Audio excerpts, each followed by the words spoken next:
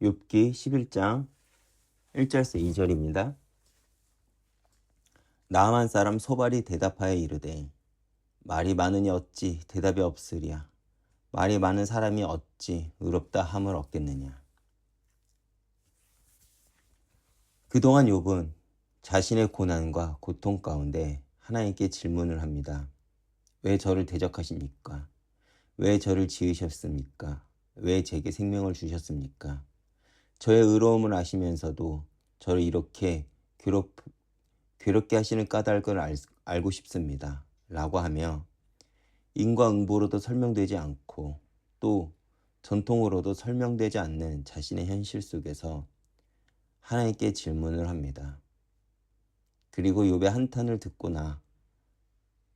듣고 나아만 사람 소발이 입을 열어 욥에게 말하기 시작합니다. 고통 속에서 튀어나온 욥의 말들은 소발에게 그저 많은 말에 불과합니다. 그리고 자랑과 비웃음에 불과했습니다. 소발이 볼 때 어리석은 인간이 짧은 지혜로 하나님 앞에서 자기의 무죄성을 주장한 것이 주제넘은 일이었다는 것입니다. 그래서 소발은 하나님의 공의로 볼 때도 욥은 오히려 당연히 받아야 할 벌을 받고 있다고 사실을 이야기합니다. 그리고 지극히 원론적인 지식들을 가지고 욥을 정죄하기 시작합니다. 그동안 욥의 친구들의 말에 강도를 놓고 볼 때 소발이 한 말이 가장 과격했습니다.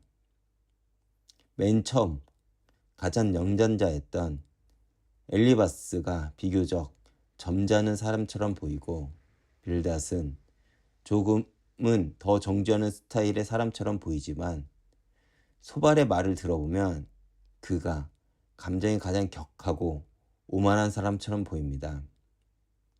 왜냐하면 그는 욥이 하는 말을 쭉 듣고 있다가 말도 안 되는 헛소리라고 생각했기 때문인 것 같습니다. 그래서 그는 크신 하나님, 전능하신 하나님께서 욥에게 이런 환난을 주시는 까닭은 욥에게 죄악이 있기 때문이라는 것입니다. 그렇게 소발은 어리석은 자라고 생각하는 욥에게 회개하라고 권면을 합니다. 소발이 보기에 욥은 미련했기 때문에 자신의 결백을 주장하고 하나님을 원망하고 있다는 사실입니다.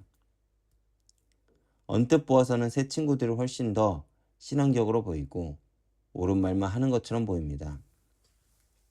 반면에 욥의 말을 들어보면 불신앙적이고 지나치게 도전적이고 불순종하는 것처럼 보입니다. 그러나 나중에 가면 하나님께서 친구들이 아닌 욥의 손을 들어주십니다. 다시 말해 옳다 인정받은 사람은 결국 욥이었습니다. 이것은 무엇을 의미할까요? 그들의 말과 그들의 지적은 그들의 신앙이 아니요. 욥은 그 삶으로 믿음의 삶을 살아왔다는 것이 훗날 증명이 된 것입니다.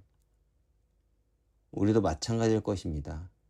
누군가 어려움을 당할 때 우리는 너무도 쉽게 신앙적 판단을 합니다.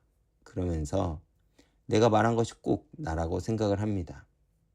그러나 이것의 문제점은 무엇입니까? 친구가 얼마나 큰 아픔을 겪고 있는가에 대한 사실은 잊어버린다는 것입니다. 하나님 우리에게 그 사람을 붙이신 이유가 가르치기 위해서가 아니라 그 사람을 위해 기도하고 함께 그리스도의 몸된 교회로 세우기 위함입니다. 예수님 시대의 서기관들과 바리새인들도 적어도 그들의 말은 틀리지 않았습니다. 그래서 그들은 세리와 창기들을 그냥 율법적인 전통을 따라 죄인으로 보았습니다. 그러나 그들의 말은 옳았지만 그들의 시각과 삶은 하나님을 닮지 못했다는 데 문제가 있습니다. 욥의 새 친구들도 마찬가지입니다. 이들에게는 욥과 같은 실존적인 고통의 경험이 없이 객관적인 관찰자의 입장으로 해석하고 정죄하고 해결책을 제시하려고만 합니다.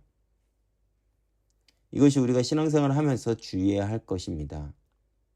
아마 지금도 우리 옆에는 문제와 고난 속에서 괴로움을 토로하며 살아가는 이들도 있을 것입니다.